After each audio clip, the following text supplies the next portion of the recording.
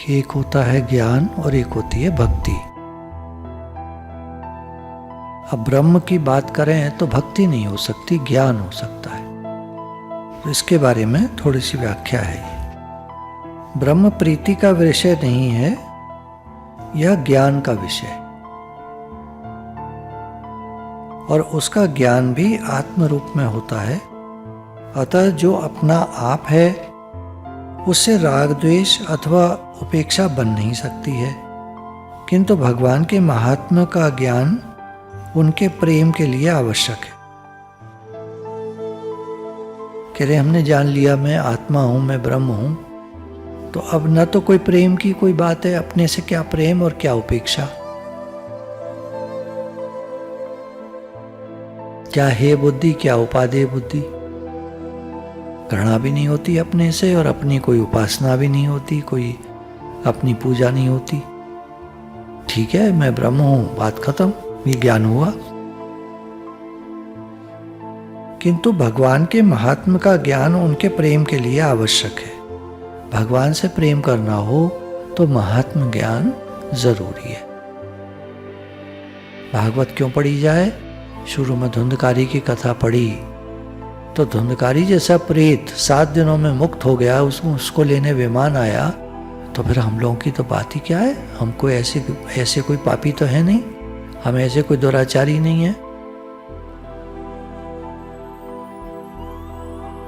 तो हमें अगर भगवान के महात्म्य का ज्ञान हो जाए तो हमें उनसे प्रेम हो जाएगा। जैसे भागवत के महात्म्य का ज्ञान हो गया तो मैं सुनने में बड़ा मजा आया, पढ़ने में बड़ा मजा आया, बहुत अच्छा लगा कि भाई 7 दिन में धुंधकारी जैसा प्रेत मुक्त हो सकता है, तो भाई हम लोगों को तो बहुत लाभ होगा। और एक बात और आती थी उसमें कुछ कथाओं में कि इस कथा को पढ़ने के बाद, सुनने के बाद आपको धन प्राप्ति होगी, पैसा बढ़ जाएगा। वो बड़ा अच्छा लगता था। तो जब महात्म ज्ञान होता है तो प्रीति और बढ़ती है, फिर प्रेम पूर्वक कथा पढ़ो। भगवान परम दयालु, सर्वशक्तिमान, संपूर्ण सद्गुण निधान, अचिंत्य अनंत कल्याण गुण गण निलय हैं। ऐसे भगवान की चर्चा विशेषताओं की खान है। यही भगवान तत् पद वाच्यार्थ हैं। इनके संबंध में जितना ज्ञान होगा उतना प्रेम बढ़ता जाएगा। भगवान अखिल हेय प्रत्यनीक हैं, उनमें कोई भी त्याज्य गुण अवगुण नहीं है। यही महात्म ज्ञान है। तो भगवान प्रेम के सागर हैं, उनमें कोई भी त्याज्य गुण यानी अवगुण नहीं है। एक भी गुण ऐसा नहीं है भगवान में जिसको कहा जाए कि भाई ये ठीक नहीं है। यही महात्म ज्ञान है।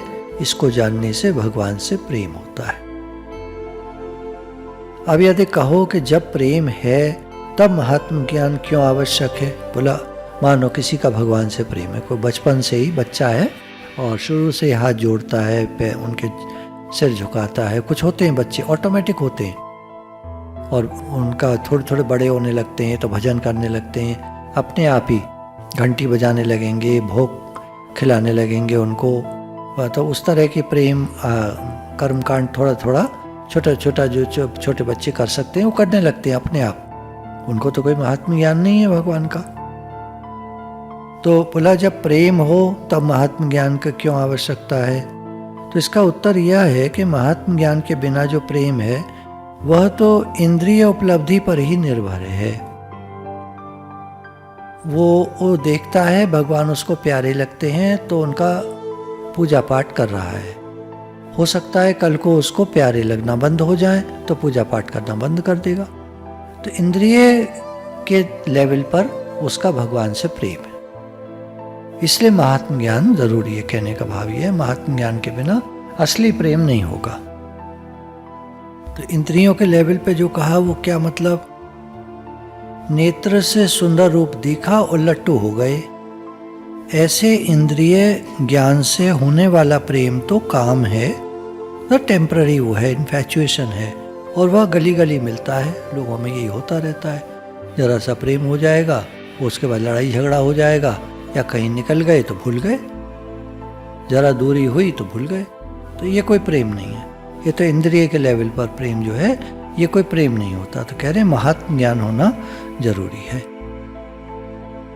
बता रहे हैं बात, जब गोपियां थी उनको कोई महात्म ज्ञान नहीं था, उस पर भी आएंगे।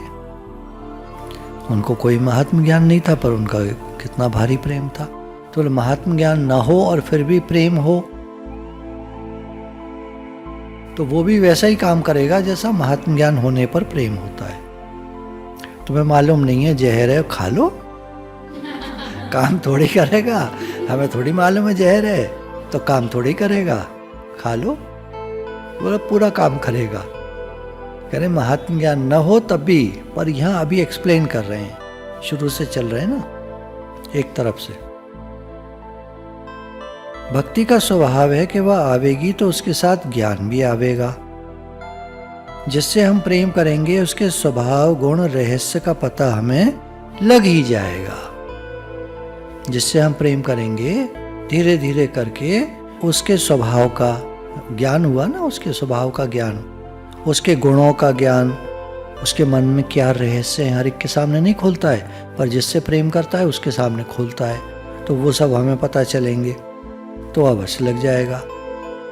तो सविशेष के ज्ञान से उसके प्रति प्रेम होता है और प्रेम होने से उसका ज्ञान होता है। ज्ञान होने से तो प्रेम होता है और प्रेम होने से ज्ञान होता है, या रसपरस है दोनों। अभी बताया ना, जिससे प्रेम हुआ उसकी सारी बातें धीरे धीरे हमें पता चली जाएंगी, ज्ञान हो ही जाएगा। और जिसके बारे में ज्ञान हो जाए, ये बड़े साहब हैं, इनके पास जाओ तो कुछ ना कुछ देते जरूर हैं, आज मिलने चल रहे हो क्या? प्रेम हो ही जाएगा। भक्ति तथा ज्ञान परस्पर आश्रित हैं। अब देखो कि शिवलिंग या शालिग्राम में कोई सौंदर्य है। अब कहें इंद्रिय लेवल की बात अगर हम कर रहे हैं, भाई इंद्रिय लेवल पे प्रेम हो जाता है, ज्ञान हो नहीं हो, तो कह रहे हैं अब दूसरी बात आगे चलते हैं बात कि शिवलिंग होता है उसमें क्या सौंदर्य है, पर महात्म बुद्धि है ना, भगवान शिव हैं, प्रसन्न हो गए तो वरदान दे देंगे।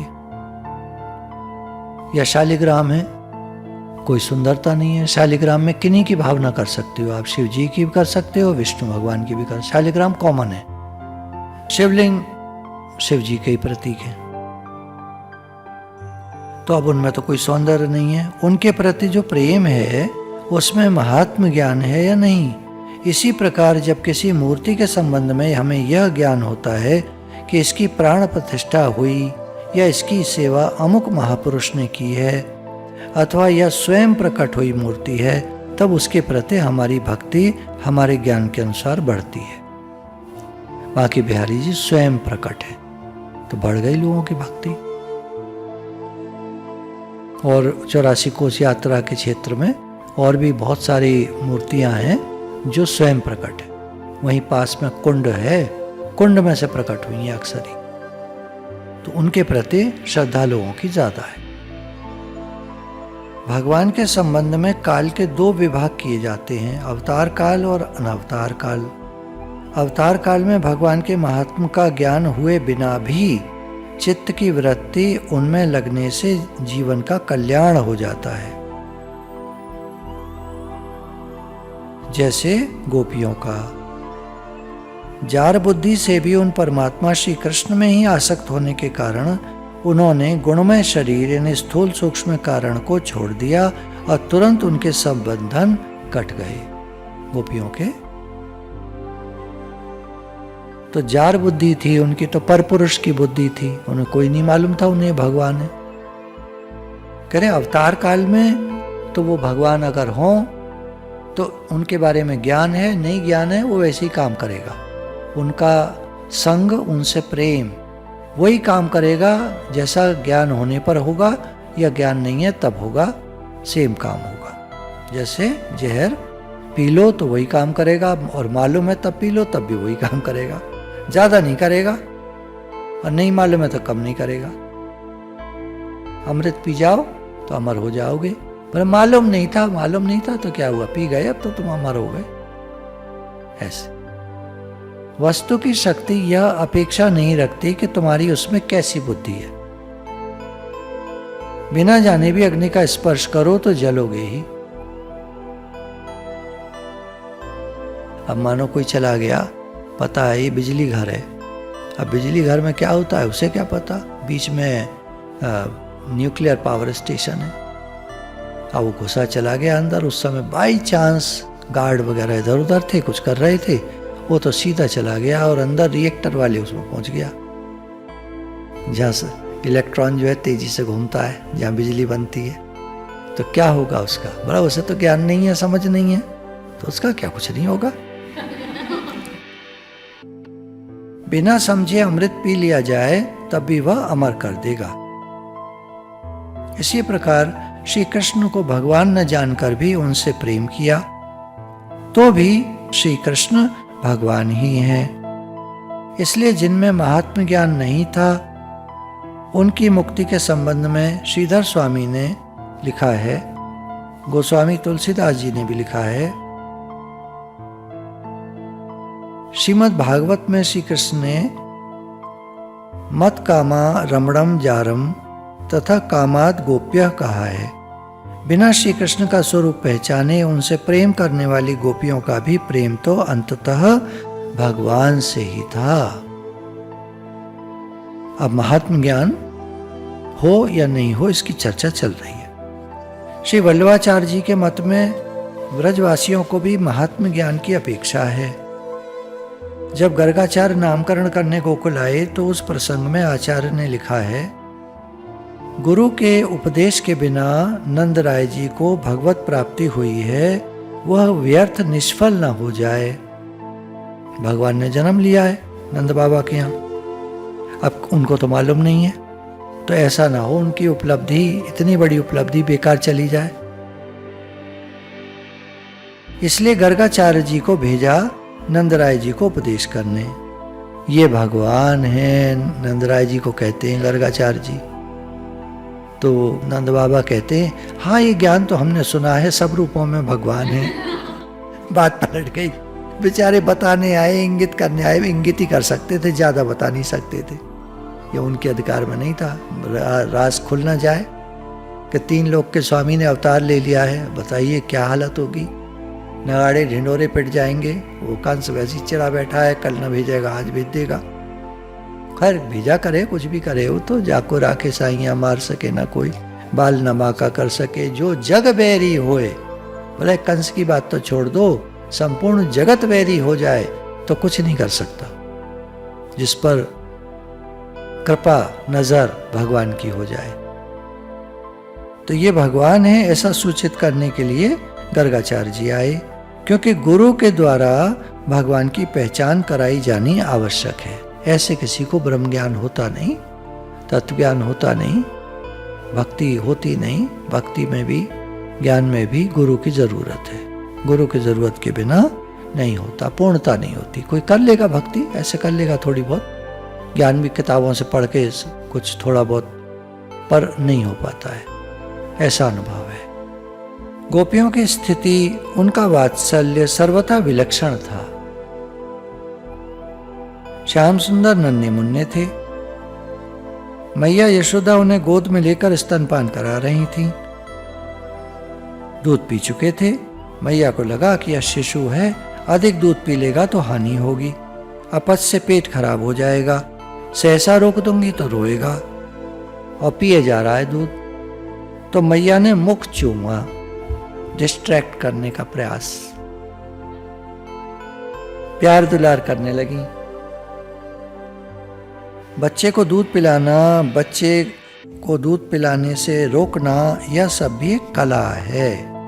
आजकल तो वात्सल्य रहा नहीं। अपने सौंदर्य की रक्षा पुत्र से अधिक प्यारी हो गई है। दूध पिलाने के लिए माताएं धाय रख लेती हैं, एक आया रख लेती हैं, सर्वेंट रख लेती हैं। धाय छोटी जाति की अशिक्षित संस्कार रहित होती है। बच्चा जैसा दूध पिएगा, जिसकी गोद में पलेगा, उसी जैसे संस्कार उसमें आवेंगे। अब एक बहुरानी ने बताया, पूछा कि भाई आप इसके ऊपर एक आया रख लो, सारा दिन आपको तंग करता है तो एक आया रख लो इसके ऊपर, क्या दिक्कत है? तो बोली नहीं। तो उसने तो बताया नहीं, उसकी सास ने बताया कि हुआ ये कि इसकी जो एक फ्रेंड है उसके भी बच्चा है, तो उसने एक आया रखी हुई थी। अब बच्चा गया स्कूल, शुरू में जाते हैं ना प्री नर्सरी, उसमें पहुंचा तो मैम ने पूछा तुम्हारी मम्मी का नाम, उसने आया का नाम बता दिया। अरे तो पाली वही रही है, तो इसलिए हमारी बहू जो है कोई आया नहीं रखती है कि ऐसा पता चला कि अगर हमारे बच्चे ने आया का नाम बता दिया तो भद्द हो जाएगी बहुत।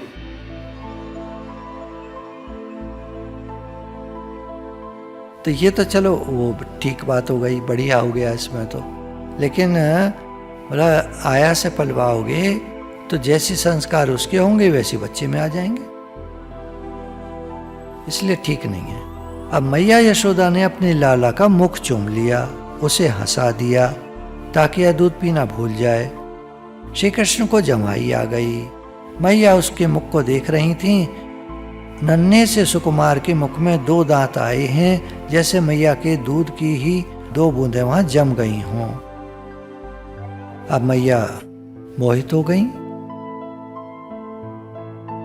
लाला तू नन्हा सा शिशु है, कितना दूध पी रहा है, अब बस कर। अपनी चेष्टा से मैया ने मानो ऐसी बात कही।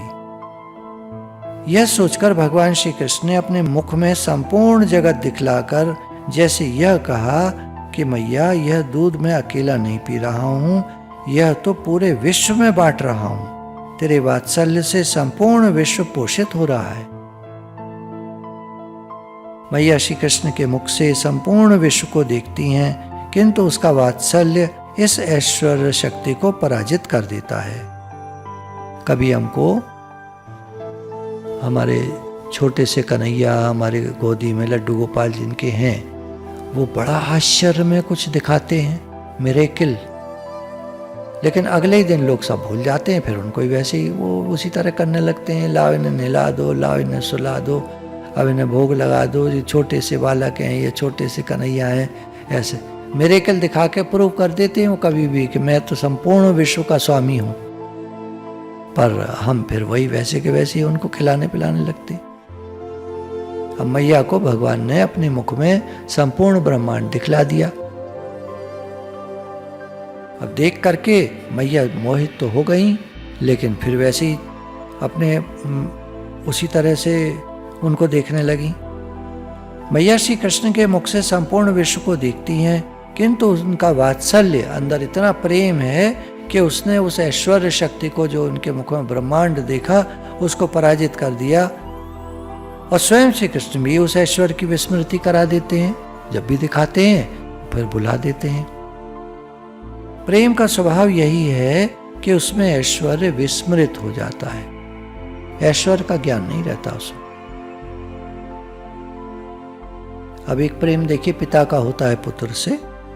45 वर्ष के पुत्र को भी यात्रा के समय, पिता है अब 70 साल का है, 45 साल का बेटा है, यात्रा को निकल रहा है, तो समझाएगा बेटा धूप में मत चलना, ठंड मत खा जाना, खाना ठीक से खाते रहना, पानी वानी पीने का ध्यान रखना, अपनी दवाई टाइम से ले लेना, सब समझाएगा। उसे ये नहीं ध्यान है कि अब ये 45 साल का हो गया, ये तो पूरा बाप हो गया, इसके 2 बच्चे हैं, पूरा इतना बड़ा हो गया ये, इसको मैं क्या समझा रहा हूं। और प्रेम है ना, वहां ऐश्वर्य छिप जाता है। इतना बड़ा हो गया है उसका ऐश्वर्य, और लड़का डीएम है मान लीजिए, बड़ी पदवी पर है, पर वो कहीं जाएगा सफर पर तो पिता समझाएगा पैसा संभाल कर रखना, कौन सी जेब में रखोगे, देखो इधर सब जानते हैं इस जेब में पैसा रखते हैं, इसमें से खींचे, तुम्हें दरवाली में रखना। ब्रजवासी जानते हैं कि श्री कृष्ण परमात्मा है, किंतु प्रेम के कारण वे इस बात को भूले रहते हैं। यह विस्मृति तमोगुण की नहीं है, अविद्याजनक भ्रांति नहीं है, वेदांत में निरूपित अज्ञान नहीं है, यह प्रेम का विलास है। यह प्रेम की महिमा है कि उसमें ऐश्वर्य भूल जाता है। ब्रजवासी जानते हैं कि भगवान है। लेकिन जब प्रेम की बात आती है तो सब भूल जाते।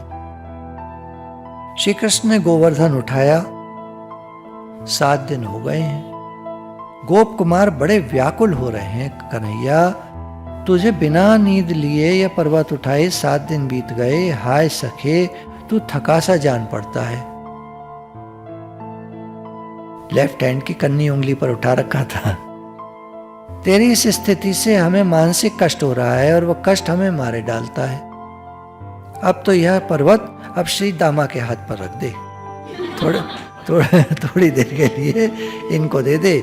बड़ा हठी है तू, दूसरे को पर्वत नहीं देना है तो क्षण भर को अपने ही दाहिने हाथ पर रख ले, ताकि तब तक हम तेरी वाम भुजा को दबा दें, लेफ्ट हैंड को दबा दें। भाई थोड़ी देर मालिश वालिश कर दें, राइट हैंड पे ही रख लो। तेरी यह सुकुमार भुजा बहुत पीड़ा पाती होगी। छोटा सा तो तू अभी बालक है, 8 साल के आसपास का, तो अब तेरी भुजा में बड़ा दर्द हो रहा होगा। ऐसे जो है इधर या तो किसी को दे दे या अपने राइट हैंड पे रख ले, तो हम वही करें। यह प्रेम की महिमा है कि इतने बड़े पर्वत को उठाए सामने खड़े श्री कृष्ण में भी ऐश्वर्य का दर्शन गोप किशोर को नहीं होता। ये साक्षात परमात्मा है। 7 दिन कोई लेफ्ट हैंड की कन्नी उंगली पर पर्वत उठा ले, ये असंभव है। कोई कहे कि असंभव को भी संभव किया जा सकता है, पर इसको नहीं किया जा सकता।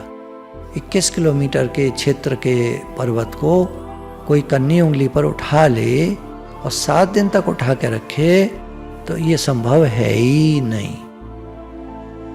भगवान के अलावा ये काम कोई नहीं कर सकता। और कितनी देर तक? बड़ी बड़ी शिलाएं हैं, वहां पर एक ही शिला उठा ले कोई। यह प्रेम की महिमा है कि इतने बड़े पर्वत को उठाए सामने खड़े श्री कृष्ण में भी ऐश्वर्य का दर्शन गोप किशोरों को नहीं होता। गोपियों के गुरु तथा परम गति तो श्री कृष्ण ही हैं, और गोपियों को कुरुक्षेत्र में उन्होंने अध्यात्म ज्ञान का उपदेश भी दिया। हम लोग सुनते हैं 10वें स्कंद के लास्ट में श्री कृष्ण ने गोपियों को अध्यात्म तत्व का उपदेश किया। उनके स्मरण से गोपियों का जीव कोष नष्ट हो गया और उन्होंने श्री कृष्ण को प्राप्त कर लिया। किंतु इस उपदेश के पश्चात भी अगले श्लोक में गोपियां बोलती हैं, हे कमलनाभ, अगाध बोध योगेश्वर लोग भी अपने हृदय में आपके जिन चरण कमलों का सदा चिंतन करते और जो संसार कोप में गिरे प्राणियों के उद्धार के एकमात्र अवलंब हैं, वे श्री चरण हर घर में रहने वालों के लिए मन में सदा प्रत्यक्ष रहे। अब उन्होंने तत्व ज्ञान दिया, अहम ब्रह्मास्मि तत्त्वमसि, मैं ब्रह्म हूँ, तुम भी वही हैं, वही हो। और वो बोल रही हैं, वो भक्ति की बात कर रही हैं। हे योगेश्वर, आपके चरण कमल सदा हमारे हृदय में विराजमान रहे। गोपियों कहना है, तत्वतः तो हम एक हैं। आगे कहती हैं, किंतु जब तक यह मन रूपी भ्रमर जीवित है, तब तक यह तुम्हारे चरण कमलों में ही निवास करे, उन्हीं का रस लेता रहे। ये बात तो उन्होंने कहा, हम समझ तो गई आप क्या कहना चाह रहे हैं, लेकिन अभी हमारे पास मन है, और जब तक मन है, मन रूपी भ्रमर, भंवरा जैसे फूल इधर उधर उड़ता रहता है, भटकता रहता है, ऐसे ही मन हमारा भ्रमित होता रहता है, भटकता रहता है। तो जब तक हमारा मन जीवित है, तब तक ये आपके चरण कमलों में ही लगा रहे, ऐसी हमारी विनती आपसे है। हे नाथ, हे नाथ, हे नाथ, हे। श्री राधा कुरुक्षेत्र में एकांत में श्री कृष्ण से मिली। ये बात किसी ग्रंथ में आती है। जब वे वहां से निकली तो ललिता ने पूछा, आज कैसा अनुभव हुआ? उत्तर मिला, सखी, ये वही मेरे प्रियतम श्री कृष्ण कुरुक्षेत्र में मिले हैं और मैं वही राधा हूं। हम दोनों का मिलन सुख भी वैसा ही है। फिर भी मेरा मन यमुना पुलिन के उस उपवन कुंजों की स्पृहा करता है, जिनमें पंचम स्वर में वंशी बजाते श्री श्याम सुंदर क्रीड़ा करते थे। बोला ठीक है, उन्होंने उपदेश करा ये वही तत्व ज्ञान का, मुझे अच्छा लगा, वो ठीक है, वो बात, हमारे मिलने का सुख भी वैसा ही हुआ जैसा पहले होता था। लेकिन मेरा मन तो वही भगवान श्री कृष्ण को याद करता है जो यमुना किनारे बंसी बजाया करते थे, क्योंकि मन उसमें लगा रहता है ना, मन उनमें लगा रहता है। भगवान का शिव विग्रह कोई प्यारा लगता हो तो मन उनमें लगा रहता है। ब्रह्म में कैसे मन लगेगा? उद्धव जी आए ना तो गोपियों ने कहा तुम किस ब्रह्म की बात कर रहे हो, हम मन को किस में लगाएं? जिनमें श्याम सुंदर में हमारा मन लग गया है, अब तुम चाह रहे हो कि उनमें से निकालकर हम किसी ब्रह्म में लगा दें जिसका हमें ज्ञान ही नहीं है, जो दिखता नहीं। समझ की बात यह है कि जब ब्रह्म ज्ञान बहुत हो जाता है तो उसके बाद भक्ति करनी चाहिए। अतः जब भगवान प्रकट होते हैं तब महात्म ज्ञान के बिना भी इंद्रिय द्वारा उनकी उपलब्धि से उनको देखकर छूकर भी जीव का परम मंगल हो जाता है। जैसे अमृत को छू लेने मात्र से ज्ञान हो न हो और उसको पी लेने मात्र से व्यक्ति अमर हो जाता है, तो ऐसे ही भगवान के बारे में उनका महात्म ज्ञान हो या न हो, उनको देखने मात्र से, छूने मात्र से जीव का मंगल हो जाता है। किंतु जब भगवान प्रकट नहीं रहते तब उनके महात्म के ज्ञान से उनमें भक्ति होती है। जब प्रकट होते हैं तो उनको देखने से, छूने से कल्याण हो जाता है। जब प्रकट नहीं होते तो उनकी भक्ति करने से कल्याण हो जाता है। उनका सौंदर्य, माधुर्य नित्य है, यह ज्ञान महात्म ज्ञान ही है। निश्चय की दृढ़ता में महात्म ज्ञान अवश्य रहता है, उसमें महात्म ज्ञान की विस्मृति का कलंक नहीं होता। अतएव सत्संग करो, भगवान की महिमा को जानो, समझो, तब उनसे प्रीति होगी।